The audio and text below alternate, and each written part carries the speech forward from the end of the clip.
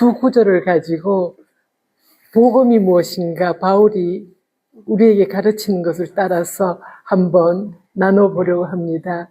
여러분, 이 자리에 앉은 분들 중에서 모태신앙도 있으시고 또 청년 때 예수님을 믿어서 몇십 년 동안 믿음 안에 생활하시는 분들도 계시는데, 또 저희 가운데는 이 복음이 무엇인지 처음 듣는 분들도 계시는 것을 알고 있습니다. 그래서 로마서를 쓸 때 먼저 바울이 어떤 배경에서 이 편지를 썼는지 다시 한번 잠깐 그 세계 역사 속에서 그 배경을 살펴보고, 그리고 본문으로 바로 말씀을 나누겠습니다. 바울은 3차 여행 기간에, 선교 여행 기간에 AD 57년, 지금으로부터 그러니까 2970년 전에, 거의 2000년 전에 AD 57년에 고린도에 머물 때 로마서를 썼습니다. 그런데 어떤 희망을 가지고 썼는가 하면은 아직 로마를 가보지를 못했어요. 그 선교를 지금 열심히 50년부터 AD 충분히 지중해 선교를 다 하고 있는데 로마는 아직 가보지를 못한 거예요. 여러 차례 가려고 했지만 하나님께서 허락하지 않으셨다. 그렇게 로마서 1장에 쓰고 있어요. 그런데 이제 지난 시간 우리 한 달 전에 말씀 나눌 때 그 로마 제국에 있었던 변화로 클라우디우스 황제 때 유대인들이 로마에서 너무 싸우는 거예요. 유대인의 두 그룹이 유대교를 믿는 유대인들하고 기독교를 믿는 유대인들이 지금 로마에 같이 정착을 했는데, 로마 사람들이 보기에는 똑같은 유대인들인데 한쪽에서는 예수가 그리스도고 메시아고 십자가에 죽으신 분이 부활하셨다, 그렇게 가르치고 있고, 한쪽에서는 우리가 오직 율법, 할례와 음식 규례를 다 지키면서 우리가 그리스도가 아니라 구약만으로 메시아를 기다리고 있다. 전통 유대인들과 기독교를 믿는 유대인들이 싸우니까 클라우디우스 황제가 굉장히 좀 번거로워서 너무 싫어서 유대인들은 무조건 다 나가라, 그렇게 쫓아낸 것이 한 49년 정도가 돼요. AD 49년. 물론 이제 클라우디우스 52년에 세상을 떠났을 때 그건 이제 다시 끝났기 때문에 이제 바울은 자기가 고린도에 있던 가까이 사귀던 친구들, 제일 가까이 있던 브리스길라와 아굴라는 로마에 돌아가 있었어요. 근데 여러분들 참 놀라운 거는 인류 2000년 역사에서 온 세계가 가장 활발하게 편지도 주고받고 왔다 갔다 하던 시대가 오히려 2000년 전 로마 제국이었어요. 그걸 팍스 로마나 그래요. 로마 제국이 얼마나 세계를 잘 다스렸던지, 얼마나 강하게 겉으로는 정말 평화를 주면서 룰 오브 로, 그래서 법을 가지고 다스렸던지 로마 제국 자체가 그 큰 영토가 다 소통을 하고 있었는데 그때 공통 언어가 있었어요. 그게 바로 헬라 말이었어요. 그리스어. 그래서 여러분들 신약 공부를 하게 되면은 반드시 헬라어를 공부를 하게 돼 있는 것이, 그 당시에 쓰인 모든 기록들이 다 헬라어이기 때문에 그래요. 그리고 또 다행인 것은 헬라어, 성경을 쓴 헬라어는 코이네, 그래서 코이네란 뜻은 common, 일반적인이란 건데 시장에서 하는 헬라어라서 단어 천자만 잘 파악하면은 신약 성경을 읽을 수가 있어요. 그래서 정말 신학생들이 눈물로 고전을 공부해야 되는데 히브리어도 공부하고 아람어도 공부하고 그 다음에 헬라어도 공부하고 해야 되는데, 성경 헬라어는 정말 처음에 들어가는 건 좀 낯설죠.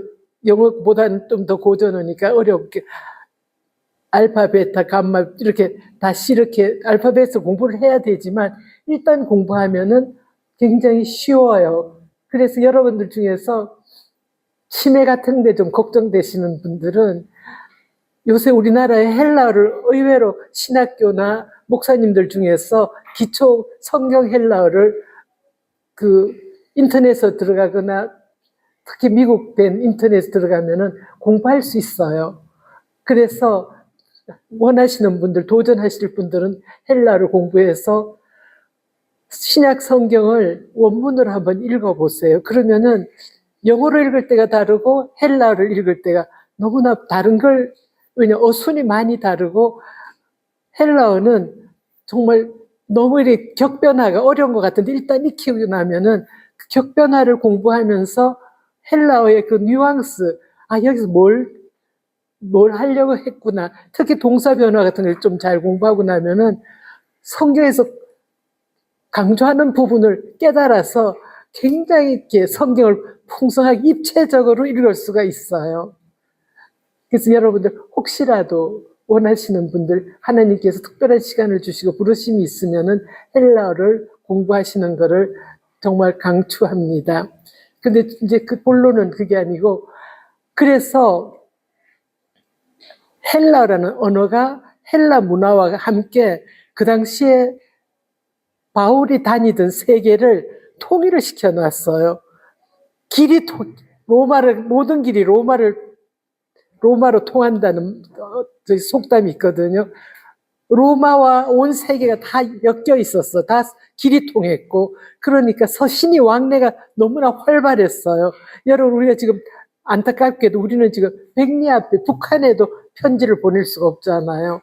그리고 북한에 우리가 친척이 있는 사람은 1000만 가족이 이산돼 있는 이런 아주 20세기 2000년 가장 발달한 시대, 역사, 문화, 그리고 경제 모든 게 가장 활발하고 지구촌이라 그런 이 시대에 우리가 못 들어가는 곳이 북한, 러시아, 중국도 공산주의 그 세력 때문에 사실 은밀하게 말하면 편지할 때 다 코드를 써야지만 되는 그런 상황이잖아요. 그런데 2000년 전에 하나님께서 특별한 시대를 준비하신 거예요. 그래서 바울은 헬라어의 가장 발달된 도시 다소에서 태어났기 때문에 헬라어를 모국어처럼 하는, 요새 말하자면은 미국 시민권자 같이 로마 시민권자로 헬라 말에 능통하고, 그리고서 가말리엘 문화, 일찍 예루살렘에 와서 아버지가 굉장히 교육에 열성이 있었던 분인 걸 깨달아요. 가말리엘 제일 최고의 학부에서 율법을 또 능통하게 하면서 바리새파 엄격한, 그렇지만 또 굉장히 열린 바리새파로 자라면서 이제 기독교를 접하게 되고, 그래서 바울은 스데반이 그 초대교회 가장 뛰어난 은혜 충만하고 사랑 충만하고 말씀으로 충만한 지혜 충만한 성령 충만한 스데반이 복음을 전했을 때 사람들이 잡아왔어요. 이 사람 이단을 전한다, 예수라는 이단을 전한다. 그러니까 아 그러면 돌에 죽여라, 돌을 쳐서 죽여라. 바리새파 높은 사람으로 명령을 내리고 옷을 지켜주면서 스데반이 그 피를 흘리면서 죽으면서 스데반이 한 마지막 기도를 바울은 듣고 있었어요. 아버지여 저들의 죄를 용서해 주시옵소서. 저들이 뭘 하는지 알지 못함이니이다. 그건 바로 예수 그리스도께서 십자가에 사신 바로 그 기도문이에요. 여러분, 우리가 우리 마음에 이 기도를 만약 기억하고 할 수 있다면 우리가 주기도문을 바로 하는 거예요. 여러분 한번 따라해 보세요.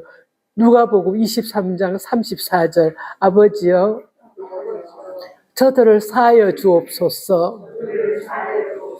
저들이 하는 것을 알지 못함이니이다.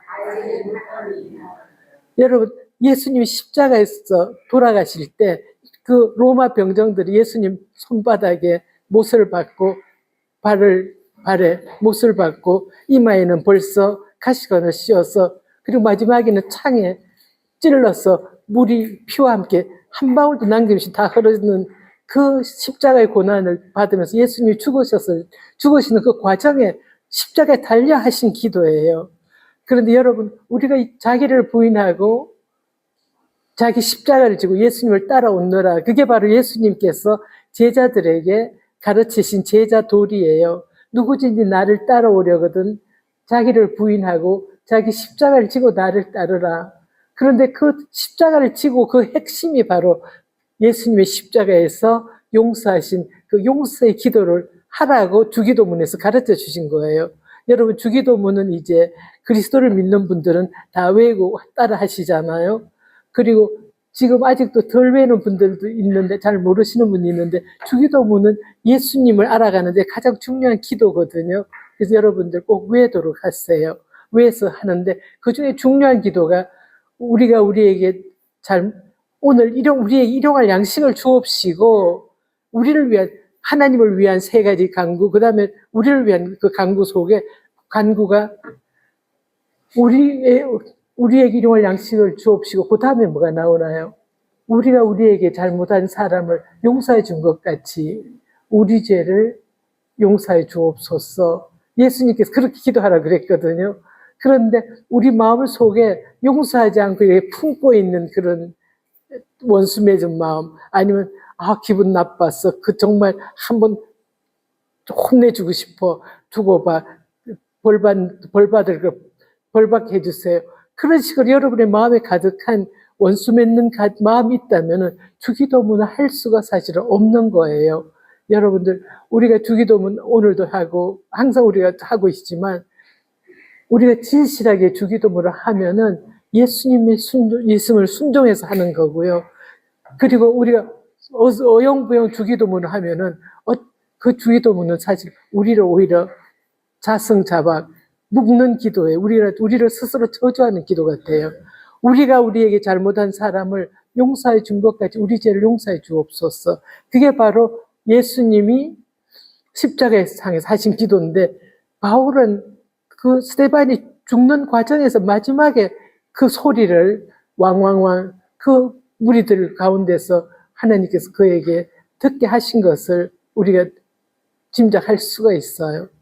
왜냐하면 다메섹에서 더 많은 사람, 그리스도인들을 잡아 죽이려고 바울이 갈 때 제사장의 그 체포영장을 가지고 다메섹으로 가는 그 길목에서 부활하신 예수님께서 바울에게 나타나셨을 때 너무 밝은 빛이니까, 그때는 사울이었죠. 히브리시 이름으로 사울인데, 주여 니시니까. 근데 그 주여는 히브리인으로, 바리새인으로, 헬라파 유대인으로, 그 헬라 말에 완전히 유능한, 그렇지만 그는 그 유대인이기 때문에 철저한 가말리엘 교육을 받은 사람이니까 그 빛을 보고 그 놀라운 빛 앞에서 중심에 있는 그 하나님의 경외함이 뛰어나와서 주여, 그런데 그 주여는 아도나인데요. 주여, 그 무슨 뜻인가 하면은 여호와를 부르는 말이에요. 주여 니시니까. 빛은 보는데 그 정체를 모르니까 물었어요. 그러니까 예수님께서 분명하게 말씀해 주셨어요. 나는 내가 핍박하는 예수라.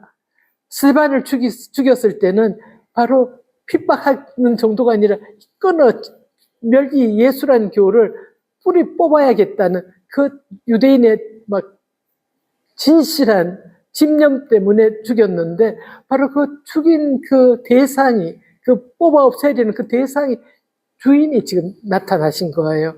그때 사울은 그 예수님 부활하시고 승천하신 그 영광 가운데 예수님이 나타나셨을 때 꿇어 엎드려서 그 빛 때문에 눈이 멀었죠. 그래서 다시 그 아나니아라는 경건한 하나님의 종이 그에게 나타나서 다메섹에서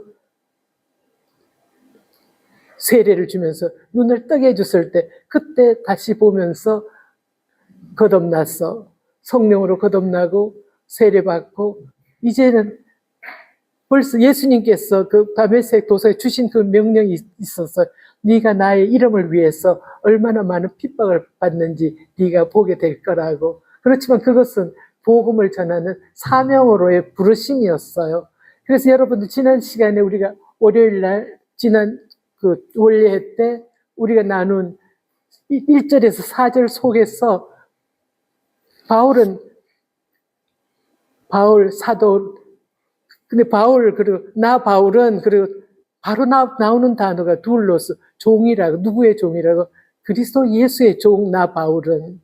이제 그리스도에 완전히 사로잡힌 몸과 마음과 영혼이 완전히 받쳐진 종으로서 자기를 말하고 있어요. 여러분들, 바울을 통해서 우리가 볼 것은 바로 철저하게 그리스도께 속한 하나님의 종을 우리가 볼 수 있어야 되고, 그리고 그 바울의 삶을 통해서 우리는 그 종이 어떻게 살아가는지, 그리고 종의 입에서 나오는 하나님의 말씀이 뭔지 우리가 배우기 위해서 이 자리에 있습니다. 그런데 바울이 자기의 역할이 뭔지를 말하면서 복음을 위해서 하나님이 자기를 택정하셨다, 그렇게 말했어요. 바울이 부르심은 복음을 위한 거예요.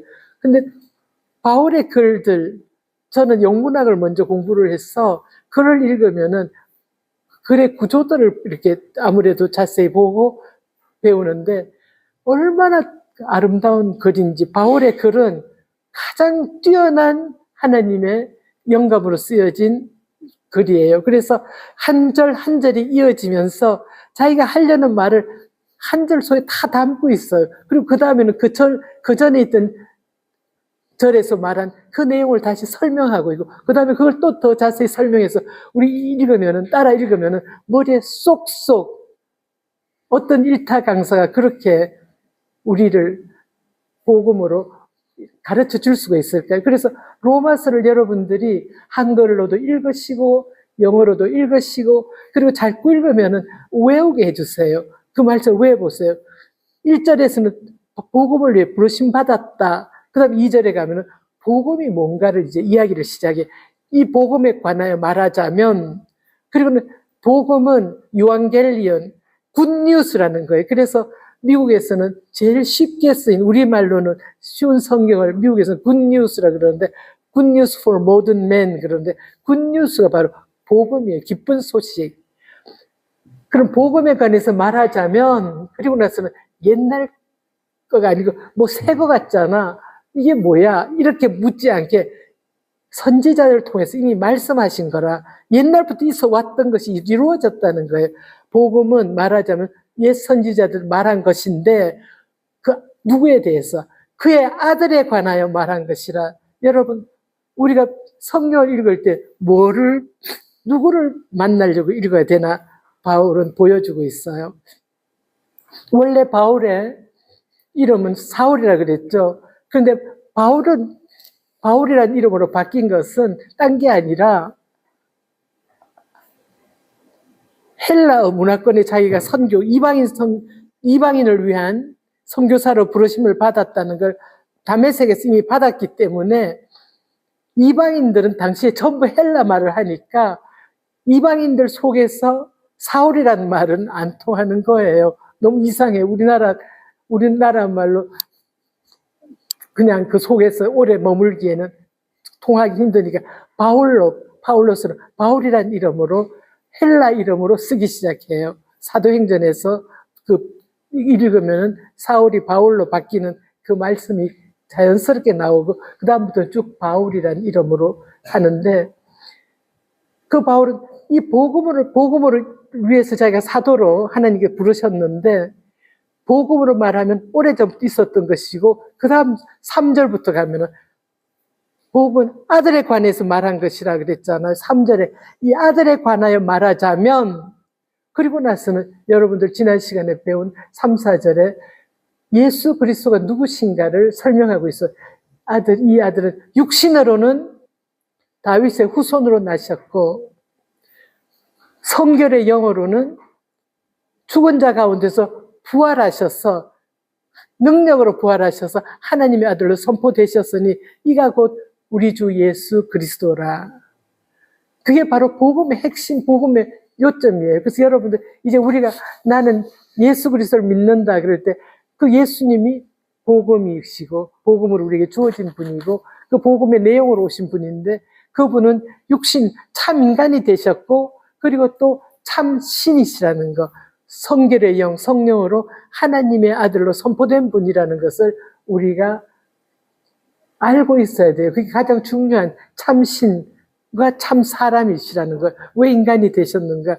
예수님이 인간이 되시지 않고는 우리를 위해서 죄를 대속할 그 어린 양으로 십자가에 죽으셔야 되는데 인간으로서만 죽으셔야만이 속죄 제물로 하나님께 바쳐질 수 있으니까 인간이 되신 거예요. 그래서 예수님은 오신 목적이 왕으로서 높임받으러 오신 게 아니고 마가복음 10장 45절에 말씀하신 핵심 그대로 인자가 온 것은 섬김을 받으려 함이 아니라 도리어 섬기려 하고 자기 목숨을 많은 사람의 대속물, 남이 우리가 지은 죄에 대해서 속죄, 죄를 용서받게 하시기 위해서 받게 하시려고 하나님의 바쳐지는 희생 제물로 오셨다는 게 예수님이 오신 목적이에요. 여러분, 예수님이 오신 목적이 뭐라고요? 우리의 죄를 지고 하나님 앞에 제가 죽을 제물이 되겠으니까 이 불쌍한 이 영혼들, 하나님 자녀들을 용서해 주세요. 십자가에서 죽으신 그 죽음을 위해 죽으시려고 오신 거예요. 그래서 여러분들 복음서를 읽으면은 이렇게 퀘스천 마크, 이게 뭐지? 그냥 읽을 때는 이게 뭐지? 왜 이러실까? 그게 질문 중에 하나가 제자들에게 베드로가 그 마태복음의 대표적으로 16장 16절에 주는 그리스도, 사람들이 나를 누구라 하느냐, 그러니까 딱 엘리야라 하나이다, 더러는 세례 요한이 살아났다 하나이다, 너희들은 나를 누구라 하느냐. 베드로가 대표적으로 대답하잖아요. 주는 그리스도시요 살아계신 하나님의 아들이시니이다. 주는 그리스도시요, 메시아란 말이에요. 주는 메시아요 살아계신 하나님의 아들이시니이다. 너무나 정확하게 정답을 말하니까 베드로야, 옳다. 네가 말한 것은 네가 아니라 하나님께 너한테 주신 깨달음이다. 축복하신 다음에 뭐라 그러세요? 쉿. 내가 영광을 받기까지는 이거를 아무에게도 말하지 말라.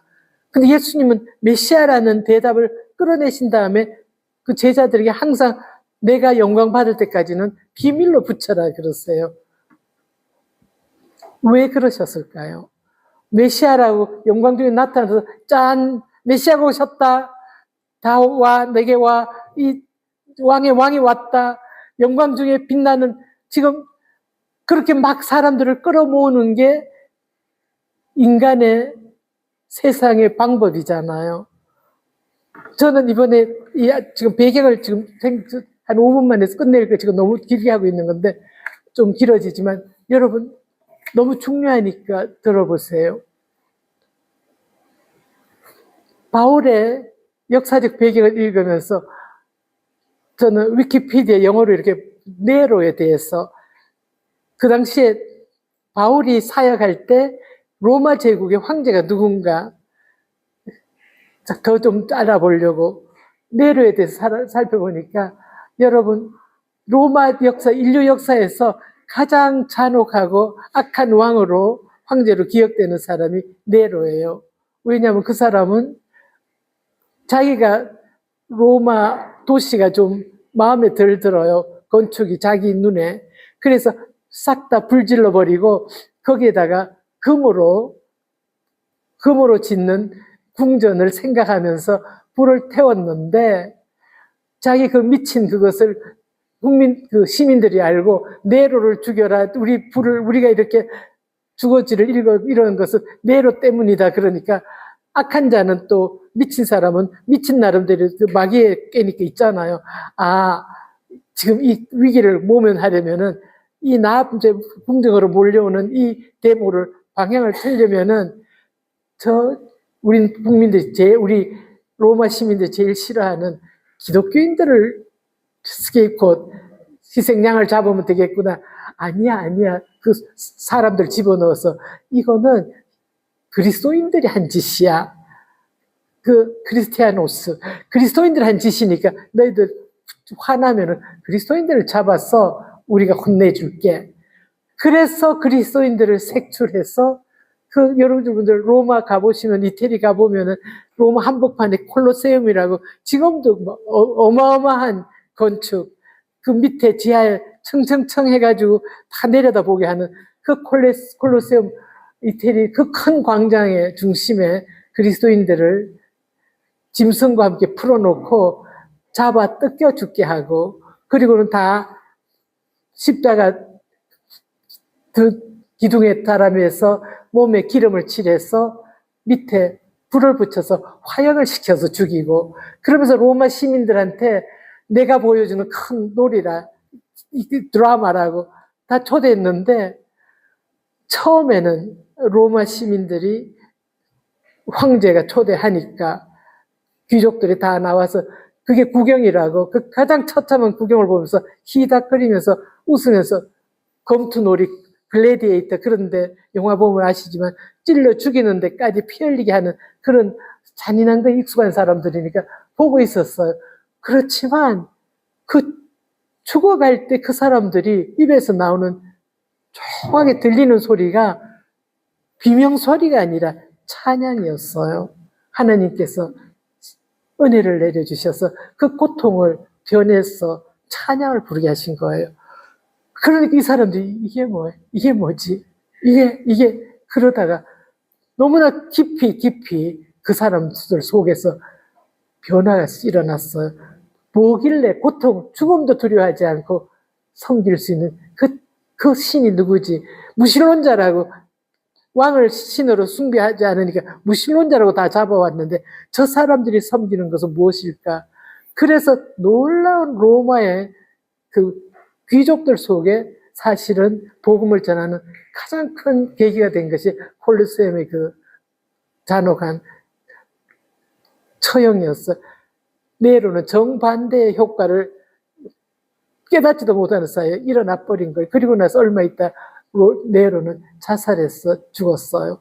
여러분들, 근데 저는 그걸 이렇게 비교하면서 또 네로가 황제가 될 때까지 그 속에 궁중에서 많은 독살 음모 같은 게 일어났어. 자기 엄마 아그리빠라는 여자가 너무, 아그리피나 너무 권력욕이 강해서 클라우디우스 황제하고 자기가 세 번째 부인으로 네 번째인가 결혼해가지고 남편을 독살하고 아들을 16살에 황제로 만드는 그 꾸미는데, 네로는 되고 나니까 엄마가 너무 권세욕이 강해서 자기 뒤에 대신 물려놓고 자기가 다스리려는 걸 보고 엄마를 또 유배 보내서 죽여요. 그러니까 궁정이, 권력의 그 본산지는 피와 음모와 살해와 한마디로 지옥인데, 같은 시기에 바울은 로마로 향해 가는 그 배에서 잡혀가면서 한 60년 가까이 돼서 로마에 도착을 하는데, 바울은 거기 로마에 가서 가장 어려운 사람, 가장 중간, 상중하를 막론하고 하나님이 보내신 사람들에게 예수 그리스도의 의와 절제와 심판, 이 하나님의 사랑에 대한 복음을 전했기 때문에 2000년 후 지금 우리는 바울의 편지를 읽으면서 이렇게 감동하는데, 네로, 그 불쌍한 녀석 정말 미쳤고도 너무 어글리, 너무 추하게 미친 그 서른에 죽었더라고요, 네로는.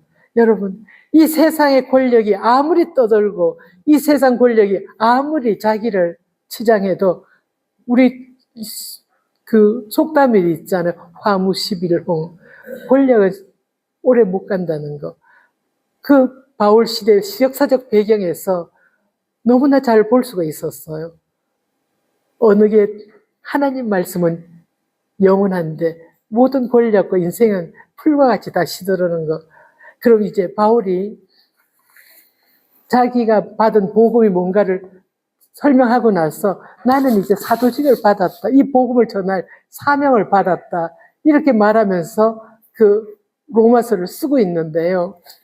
그리고 바울은 그때 항상 자기가 유대인들의 손에 죽으면은 로마 법정에 서서 복음을 전할 기회를 못 얻으니까 항상 로마 황제한테 상소를 했어요. 그래서 지금 그 상소 때문에 지금 배를 타고 로마를 향해 가고 있었는데, 그가 상소한 황제라는 사람이 이렇게 미친 사람인 게 바울이 모르고 있었을까요? 저는 바울은 알고 있었다고 생각해요. 바울은 지금 로마에 있는 그 기독교인들, 대표들, 가정교회하고 항상 편지를 주고받고 있어서 얼마나 원활하게 주고받았던지 16장에 한 번도 가보지 못한 로마의 대표적 가정교회 대표들을 다 인사를 하고 있거든요. 얼마나 소통했기에. 그러니까 지금 로마에 있는 그 상황이 얼마나 심각하다는 것은 누구보다도 또 바울이 영적으로 10년, 100년, 1000년 예수님 오실 종말까지를 알고서 곧 오실 예수님을 준비하라고 말씀하고 있는 바로 사람이 아닙니까? 그래서 여러분들, 바울의 그 통찰력과 바울의 말씀과 바울의 생애는 지금까지 천국의 향기를 우리에게 전해주고, 바울이 상수했던 그 황제, 그럼 바울은 하나의 그 사람을 하나의 그 아이콘을 하나님의 영광을 위해서 사용한 거죠. 내가 로마 제국의 제일 큰 권세에게 상소를 함으로 유대인의 손에 죽지 않고 로마의 교회의 복음을 더 단단하게 전하고, 그리고 스페인 오래 머물 생각은 하지 않았어요. 스바나로 보내달라. 스페인에 가서 선교를 하려고 가면서 쓴 것이, 준비하면서 쓴 편지가 로마서예요. 그럼 이제 이 로마서는, 그렇지만 바울이 얼마나 고린도 교회에서 잠시 그 시간 갖고 있던 자기 평화로운 시간에 썼지만, 로마가 온 세계, 그 당시에 지금 말하면 전 세계예요. 온 세계의 중심지고 그 중심에 있는 교회이기 때문에 그 교회가 가지고 있는 중요한 역할을 알고 있어서 뭔가요? 로마를 통해서 이제 복음이 온 세계에 퍼져나가겠구나. 그러니까 로마에 내가 복음을 확실하게 정확하게 깨달아서 알 수 있게 썼어. 그곳을 통해서 복음이 온 세계에 예수님 오실 때까지 흔들리지 않게, 지금 벌써 로마의 그 제약교회 이야기가 들리고 로마의 그 핍박이 들리고 다 들으면서도 정확한 복음을 써서 전해야 되겠구나. 그래서 신약 성경에서 신구약 전체에서 복음을 가장 잘 우리에게 가슴에 새겨주는 책이 로마서예요. 그래서 저는 로마서를 하면서 여러분에게 쉬우니까 그냥 자꾸 읽으세요, 그렇게 말할 수는 없어요. 쉽지가 않아요. 그렇지만 참 놀라운 거는 아무리 쉽지 않고 어려운 편지라도 성경 말씀은 성령께서 하나님의 영이 쓰게 하셔서 감동을 주셨기 때문에 우리가 하나님 이 성경을, 제가 정말 여러분 기도해야 돼요. 요사이는 인터넷이나 쇼츠나 이런 것이 얼마나 우리 시간을 덤성덤성 훔쳐갑니까? 그걸 다 쌓아서 말씀을 생명을 받지 읽으려면 영적 싸움이 바로 여기서 일어나요. 여러분, 우리가 말씀을 읽고 또 읽고 또 읽으면 말씀이 외워지게 되고 한 구절씩 가슴에 새겨지게 되고, 그러므로 인해서 우리가 하나님 말씀으로 2000년 교회가 순교 피 흘림을 통해서 한국 교회는 여러분들 얼마나 많은 순교가 있었는지, 시작부터 1876년에 토마스 선교사님의 순교가 있었고요. 그 순교를 통해서 우리나라 그 대원군이 막고 철저하게 외세를 못하게 그 정책을 썼던 우리나라 철문이 깨졌어요. 강화도 한미 조약이 있고, 그리고 나서는 선교사들이 정식으로 들어온 것이 1885년부터인데, 그때부터 선교사님들 자녀들, 남편들, 아내들 그 무덤을, 시체를 위해 선교사님들이 걸으면서, 지금 여기 선교사님을 나오 계시는 분들이 많으신데, 또 절제가 우리가 18 그렇게 선교사님들 해외에 있는 분들을 통해서 절제 지회를 조직하고 있는데, 그분들의 삶 자체가 사실은 죽으면 죽으리라, 선교는 순교와 같은 길이에요.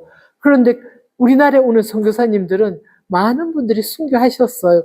그리고 한국 교회가 목사님들 중에 최걸롱 목사님, 이기풍 목사님, 주기철 목사님, 손양원 목사님 다 복음을 위해서 순교하신 분들이, 그 피 위에 하나님께서 그리스도의 반석, 복음의 반석 위에 2000년 동안 교회는 지금 우리한테 이어지고 오는데, 그러기 때문에 이제 오늘 저는 이 16절, 17절에는 이제까지 말한 복음은 내용을 말했는데 이제 복음을 전하는 자로 바울이 어떻게 우리가 복음을 전해야 되는지 그걸 가르쳐 주는 거라서 여러분들 지금부터 한 10분 내로 요약해서 말씀드릴 테니까 먼저 16, 17절을 한번 따라해 보세요. 짧게 제가 먼저 선창할게요. 내가 복음을 부끄러워하지 아니하노니 이 복음은 모든 믿는 자에게 구원을 주시는 하나님의 능력이 됨이라. 먼저는 유대인에게요. 그리고 헬라인에게로다. 복음에는 하나님의 의가 나타나서 믿음으로 믿음에 이르게 하나니 기록된 바 오직 의인은 믿음으로 말미암아 살리라 함과 같으니라. 이게 바로 바울이 내가 이제 복음을 전하는데 이러한 태도로 복음을 전하고 너희들도 이렇게 전하라 말하는 거예요. 여러분 이 말씀은 로마서 1장 16, 17절을 이제 같이 읽었는데 반드시 돌아가서 여러분이 이거 말씀을 찾아 읽고 가슴에 새기세요. 한 5번, 10번만 계속 반복하면 아 이게 이런 말씀이구나 쑥쑥 들어와요. 한번 다시 해봅시다. 내가 복음을 부끄러워하지 아니하노니 이 복음은 모든 자에게 구원을 주시는 하나님의 능력이 됨이라. 먼저는 유대인이요 그리고 헬라인에게로다. 복음에는 하나님의 의가 나타나서 믿음으로 믿음에 이르게 하나니 기록된 바 오직 의인은 믿음으로 말미암아 살리라 함과 같으니라. 로마서 1장 16절에서 17절 말씀. 여러분 조금 잠깐 귀에 좀 익숙해지지 않아 두 번씩 읽으니까요. 그러면 이제 간단하게 이 말씀의 뜻을 이제 설명을 해드릴게요. 이 복음은 지금 바울이 그 다메섹 도성에서 눈을 완전히 멀어서 며칠 감겨 있다가 예수님이 밝혀주심으로 보면서 이제 전하라 하신 받은 복음. 이 복음은 내가 복음을 부끄러워하지 않는다. 여러분 지금 복음을 부끄러워하는 그것이 로마 제국의 전체의 태세예요. 복음 믿으면은 어떤 명목으로도 잡아가서 죽이는 그 죽음과 핍박과 환난과 모든 일상 사업과 그런 게 다 끊어지는 그런 자리에 있는데 바울은 로마인들에게 내가 복음을 부끄러워하지 않는다. 근데 부끄러워하는 것도 부정적인 거고 않는다도 부정인데 이중 부정은 뭔가 하면은 전적인 긍정이에요. 강한 긍정이에요. 여러분 무슨 말인지 알죠? 난 너를 싫어하지 않아. 그게 사랑의 고백이잖아. 난 너 너무 좋아. 너무너무 좋아할 때 여러분 이중으로 부정하는데 바울은 내가 복음을 너무너무 자랑한다. 그게 바로 1장 16절의 선포예요. 왜? 로마 교인들 당신들 지금 얼마나 핍박과 환난 가운데 언제 죽을지 언제 순교할지 모르는 그런 자리에 있는 걸 나는 알고 있다는 걸 여기 암시하는 거예요. 근데 꼭 스데반과 같이 나는 복음을 두려워하지 않아. 이거 내가 칼이 들어와도 내가 지금 잡혀가더라도 그리고 바로 직후에 체포돼서 로마로 배 타고 잡혀갔잖아요. 바울은 자기가 당할 운명을 다 알고 있었어요. 순교의 길이 바로 자기 눈앞에 있다는 거예요. 그런데 미리 이걸 선포하는 거예요. 내가 복음을 부끄러워하지 아니하노니. 여러분, 이것이 여러분의 신념이 될 때까지 기도로서 용기를 구해야 돼요.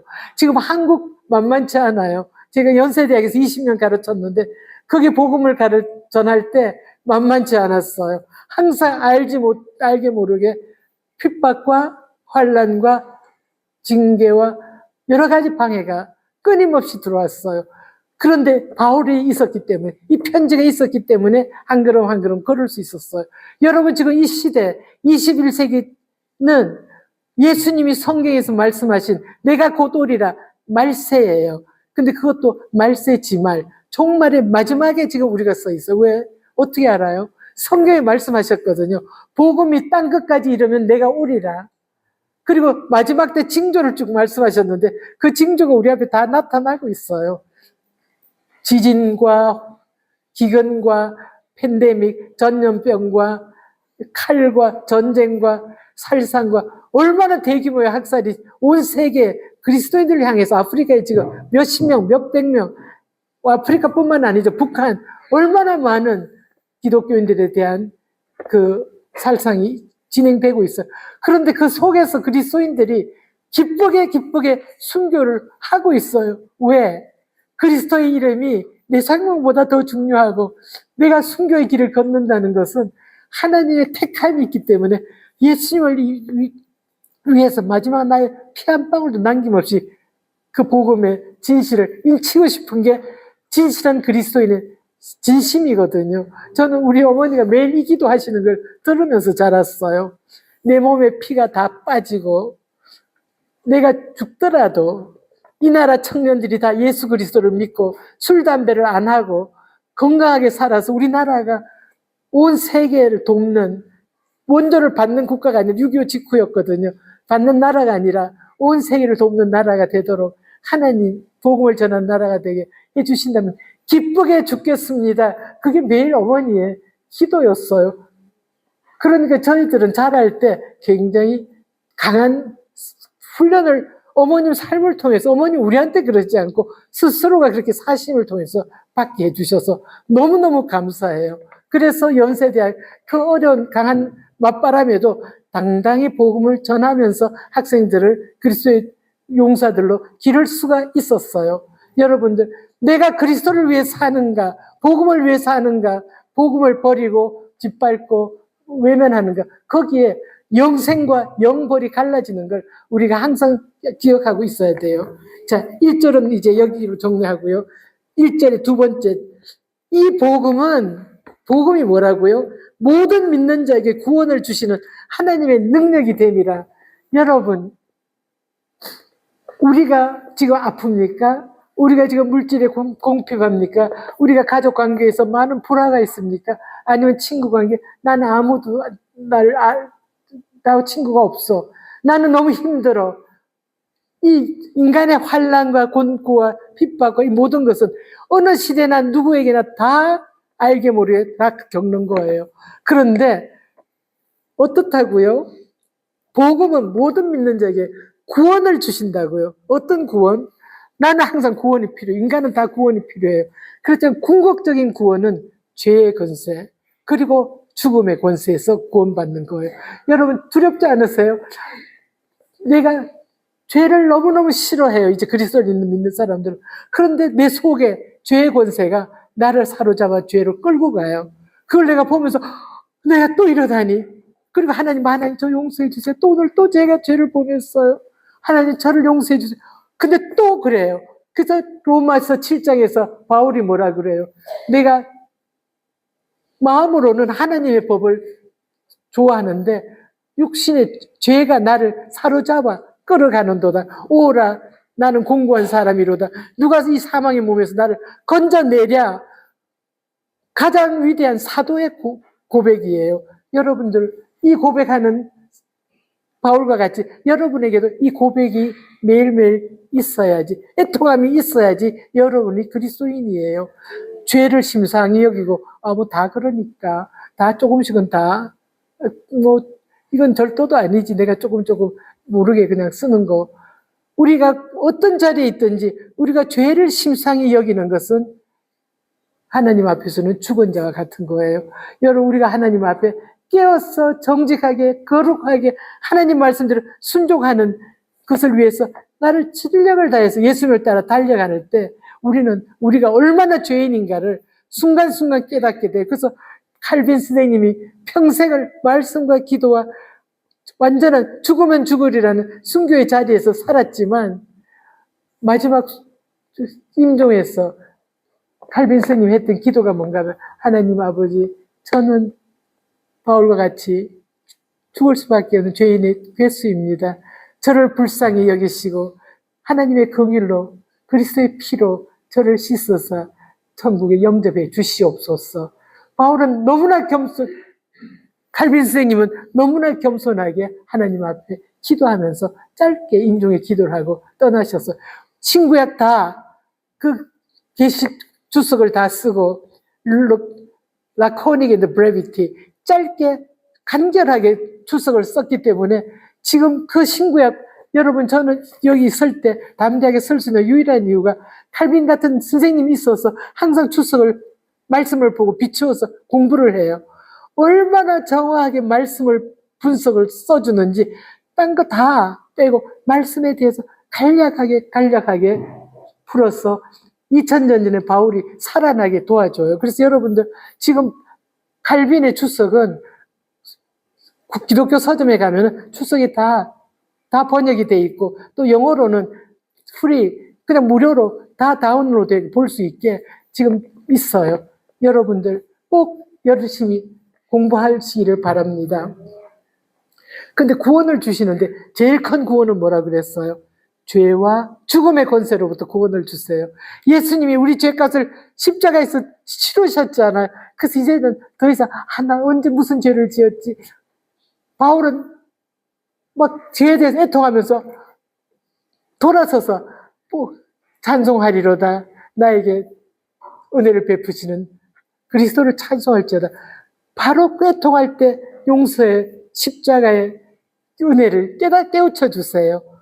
그래서 매일매일 애통하면서 매일매일 은혜를 받는 거예요. 그리고 그 다음에 그 예수님이 죽음의 권세를 이기시고 부활하셨다는 것을 예수님은 증가하셨고 제 2000년 역사가 우리가 주일날 교회 가는 주일은 주님 주자잖아요. 주님이 주님이 살아나셨다는 걸 찬양하러 가는 거기 때문에 우리가 너무 기뻐하고 찬양하며 가는 거예요. 여러분들. 그래서 이 복음은 모든 믿는 자에게 구원을 주시는 하나님의 능력이 됨이라. 바로 그 능력이 십자가의 예수님을 바라볼 때, 부활하신 주님을 바라볼 때 우리가 믿음 안에서 만나는 공동체가 복음을 서로 이게 복음이다 서로 외치면서 기뻐할 때 여러분 우리 속에 성령의 능력이 지금 역사하시는 거예요. 여러분 이 자리에 서는 자체가 여러분이 앉아있는 자체가 그리고 들을 귀가 있어서 고개를 끄덕이면서 복음을 듣는 이것이 성령의 역사예요. 하나님의 능력인데 그 능력은 뭔가 구원과 죄와 죽음의 권세에서 우리를 구원하시는 하나님의 능력이에요. 그게 어디 있다고요? 복음에 있어요. 그러니까 우리는 살든지 죽든지 뭘 하든지 가장 소중하게 지켜야 될 거는 내 생명보다 더 소중하게 복음을 믿는 믿음을 지켜야 돼요. 복음이 무엇인가를 알아야 돼요. 이제 그게 6절인데 6절 마지막이 이 말씀인데요. 먼저는 유대인이요. 그리고 헬라인에게로다. 이 말씀 짧게 설명할게요. 왜 유대인은 먼저고 헬라인은 그 다음이고 또 왜 인류 전체를 유대인과 헬라인으로 했을까요? 로마 제국에 얼마나 많은 족속이 나라가 지금 들어와 있는데 바울은 다 알죠. 그렇지만 유대인과 헬라인 그러면 전 인류가 거기 다 포함이 돼요. 유대인은 왜? 하나님의 언약을 아브라함 믿음의 조상들을 통해서 받은 하나님의 언약의 백성이에요. 그러니까 먼저 순서를 하나님께서 유대인 다윗의 후손에서 메시아를 보내심으로 유대인은 먼저예요. 복음을 가장 먼저 듣고 복음의 주인으로 오신 메시아를 맞이한 백성이에요. 그런데 그 다음은 헬라인이라고요. 왜? 아까 벌써 다 말씀드렸어요. 알렉산더가 33살인 그때 죽었죠. 예수님과 거의 같은 비슷한 나이에 죽고 짧게 살았지만 알렉산더는 정반대로 예수님은 십자가에 죽으셨지만 알렉산더는 온 세계를 자기가 원하는 나라 인도 빼고 다 정복하고 죽었어요. 근데 그러므로 인해서 알렉산더가 세운 것이 헬라 제국인데 헬라 제국의 특징이 뭐예요? 언어의 통일성이에요. 헬라 문화, 헬라어 모든 것을 다 퍼뜨려서 완전히 헬레니스 킹덤, 헬라 제국을 일으킨 거예요. 그래서 온 세계를 그 당시에는 유대인과 헬라인으로 구별하는 게 충분히 가능했어. 헬라 말하는 사람들. 네. 그래서 1장 로마서 16절이 끝났잖아요. 그런데 그 다음에 더 중요한 장이 들어오고 있어요. 뭐라고요?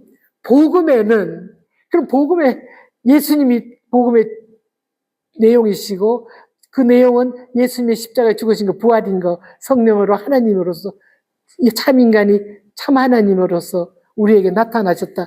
그 말씀인데 복음에는 이걸 딴 말로 표현을 해요. 하나님의 의가 나타났으니 여러분 구약의 선지자가 한 예언을 다 하면서 메시아가 올 거라 말하고 나서 그의 이름은 하나님의 의라 하리라. 여러분 우리 인간의 우리 가슴에 새겨고 생명보다 더 소중하게 지킬 복음의 내용이 이제 가르쳐 주는 거예요. 하나님의 의가 바로 복음의 내용이에요. 하나님의 의. 여러분 삶 속에 무엇을 가장 중요하게 생각하세요?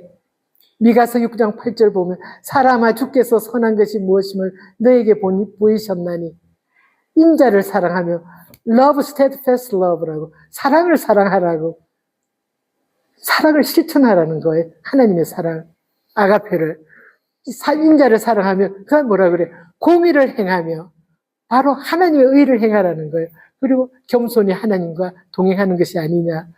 미가서 6장 8절에서 말하는 게 그리스도인의 삶의 표본인데 왜 복음을 믿는 사람들은 그 복음 속에서 하나님의 의가 나타나는 걸 보기 때문에 메시아가 하나님의 의인데 이제 인간의 모습으로 나타나셨는데 그분은 바로 하나님의 의를 우리에게 계시하는 분이라는 거예요. 하나님의 의, 디카요수네 투세우, 의.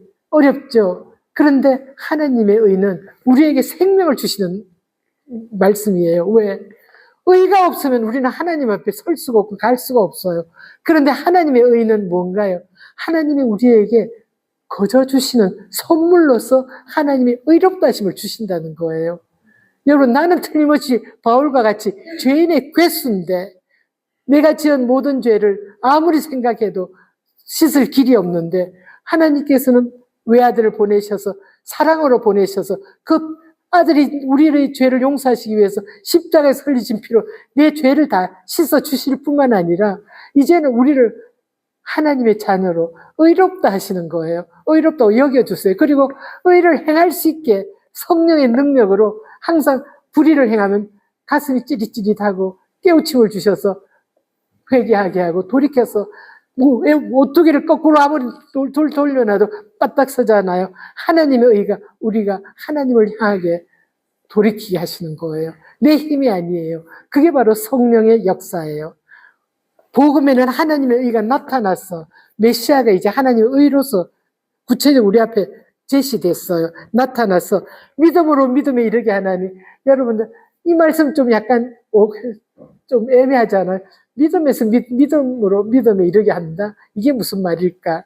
그래서 유명한 어떤 해석가는 구약 믿음에서 신약 믿음으로 그런데 칼빈 선생님은 항상 너무 고마워요. 너무 쉽게 설명하세요. 그것 좀 세련돼 보이지만 아니라고. 그게 아니고 우리가 처음 예수님을 믿을 때 어린아이와 같은 젖먹이 신앙으로 믿잖아요. 그런데 어느덧 환난과 핍박과 고난을 겪으면서 우리 믿음이 점점 튼튼해져서 젖만 먹는 믿음이 아니라 고기도 씹을 수 있는 밥도 먹을 수 있는 장사한 분량으로 자라는 거를 믿음에서 믿음으로 나간다고. 믿음으로 믿음에 이르게 한다고. 하나님의 의를 보고 예수님을 만나서 예수님 사랑해요. 예수님 좋아요. 우리 소년부에서 중고등부 대학부에서 우리 수련회 가서 예수님 새로 만나고 장년부에서 만나서 예수님 제가 이제야 예수님께 정말 나왔네요. 거듭나는 은혜를 할 때 예수님 너무 좋아요. 그렇지만 아직도 거기에는 거리가 있어. 무슨 거리? 예수님을 더 알아가고 닮아가고 예수님과 함께 고난을 받을 수 있는 근육이 생기는 그런 튼튼한 그런 믿음으로 자라가는 그 과정을 믿음에 나아가는, 언제까지? 우리가 주님 얼굴과 얼굴을 뵐 천국에 갈 때까지 우리 믿음은 계속해 자라나가는 게 정상이고, 그걸 성령은 우리에게 말씀하고 계세요. 여러분, 지금 여러분의 믿음이 어느 자리에 있든지, 여러분이 전도한 사람이 어느 자리에 있든지 여러분 답답해할 필요가 없는 거예요. 왜냐하면 성령께서 믿음을 주시면 그 다음에 그 믿음은 살아있어서 점점 자라게 하시는데, 그 자라게 하시는 주체는 하나님이시고 성령님이시고 그리스도 예수님이세요. 아멘. 네. 믿음으로 믿음에 이르게 하나니, 그리고 나서 이제 바울이 잘하는 거, 구약의 말씀, 꼭 필요한 말씀을 증거로 제시하는데, 기록된 바 구약에 나와 있어. 이 말씀 예언이 오직 의인은 믿음으로 말미암아 살리라 함과 같으니라. 여러분, 여기서 제가 몇 번 말씀드렸는데 살리라가 미래형이에요. 자오가 산다는 건데, 주 같은 게 다 여기 생물 이런 게 다 주올로지 이런 게 헬라어에서 왔는데요. 그게 미래형 제세타이, 살 것이라.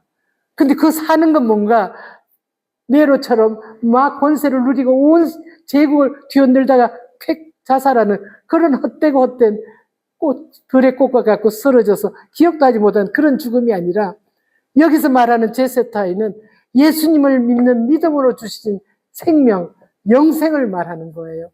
여러분, 예수님을 믿고 나면 우리 생명은 영생을 사는 거예요. 하루를 살아도 영생, 100일을 살아도 영생, 10년, 50년. 그리스도가 우리 안에 계시면은 우리가 사는 생명은 어느 자리에 어떤 모양으로도 영생이라는 거, 여러분이 믿는 것이 바로 우리 믿음의 고백입니다. 여러분, 이제 제가 다 준비해 온 걸 다 말씀을 드렸거든요. 여러분, 좀 시원해지셨나요? 복음이 무엇인지 우리가 내용, 아들에 관한 것, 그 아들은 어떤 분인가, 1, 2, 3, 4절에 바울이 종으로서 전환절을 보여주었고, 그리고 16, 17절에 이 복음은 우리 가슴에 하나님의 의로 제시되었고, 그리고 이 믿음을 주시고 믿음에 이르게 하셔서 영생을 살게 하는 믿음이라는 거. 근데 그 다음에 18절부터 32절은 무서운 죄의 목록이 나와요. 여러분, 요새 막 깃발 들고 다니는 그 무지개색, 그 LGBTQ, 그 다음에 또 지금 붉은색으로 막 우리나라를 힘드는 그런 북한을 흔들고 있는 그 공산주의, 그리고 또 까만색으로 지금 온 세계를 위협하고 있는 이슬람. 여러분, 이것이 다 예수님이 요한계시록에 16장 5, 6절, 4, 5, 7절에 이미 색깔들로도 거의 비슷하게 다 나와 있어요. 붉은 말이 나오고 검은 말이 나오고 청황색 말이 나오는 거라고. 여러분, 지금 우리가 그리스도를 믿으면 놀랄 일이 없어. 왜? 성경 속에 다 예언이 돼 있는 게 지금 우리 앞에 쭉 일어나고 있는데, 그럼 이런 상황에서 우리가 지금 시간 이제 마치겠게요. 그럼 우리가 어떻게 해야 될까? 어떻게 해야 될까? 여러분, 저는 기도문을 아주 간단하게 썼어요. 너무 짧게. 오늘 이 내용을 가지고 썼는데 제가 그냥 이 오늘을 읽으면서 기도할게요. 하나님, 우리 아버지, 로마서의 가르침 위에 교회가 2000년 견고하게 서 있을 수 있게 하시고, 로마서를 통해서 복음을 듣고 믿는 자마다 구원을 얻게 하심을 감사합니다. 이제 이 복음을 저희도 듣고 나누며 전하는 복된 자리에 서게 하셔서 감사합니다. 아버지 하나님, 바알과 칼빈을 본받아서 주님의 말씀에 더함도 없고 덜함도 없이 오직 그리스도의 복음만을 전해서 모든 이웃들을 죄와 사망의 권세에서 이끌어내는 하나님의 능력의 병기가 되게 해 주시옵소서. 주님 다시 오실 때 성령으로 충만한 그리스도의 교회가 거룩하게 주님의 신부로 주님을 맞이하도록 저희가 항상 깨어서 회개하고 기도하며 주님을 본받아 살아가게 하옵소서. 예수님 거룩하신 이름을 받들어서 간절히 기도드립니다. 아멘. 감사합니다. 네.